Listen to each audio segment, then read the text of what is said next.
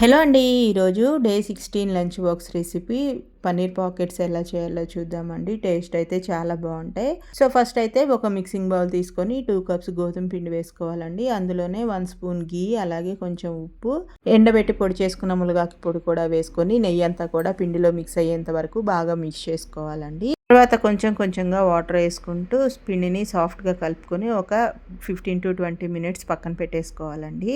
ఈలోపు stuff ready చేసుకుందాం. ఒక ప్యాన్ పెట్టుకొని అందులో కొంచెం ఆయిల్ వేసుకొని, ఆయిల్ కొంచెం హీట్ అయిన తర్వాత కొంచెం జీరా, అలాగే సన్నగా చాప్ చేసుకున్న ఉల్లిపాయ ముక్కలు కూడా వేసుకొని ఒక 2 మినిట్స్ అలా ఫ్రై చేసుకోండి.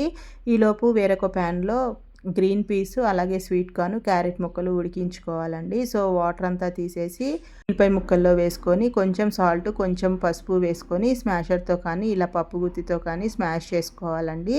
సో ఇలా కచ్చాపిచ్చాగా స్మాష్ చేసుకున్న తర్వాత మనం పన్నీర్ని ఇలా తురుముకోవాలండి. సో 150 గ్రామ్స్ వరకు పడుతుంది. సో అలా తురుముకున్న తర్వాత కొంచెం పెప్పర్ పౌడర్, అలాగే గరం మసాలా వేసుకొని బాగా మిక్స్ చేసుకొని ఆఫ్ చేసుకోవడమేనండి. స్టఫ్ కూడా రెడీ అండి. సో మనం చపాతీ పిండి కలుపుకున్నాం కదండి, ఇట్లా వీడియోలో చూపిస్తున్న విధంగా చపాతీలాగా చేసుకోవాలండి.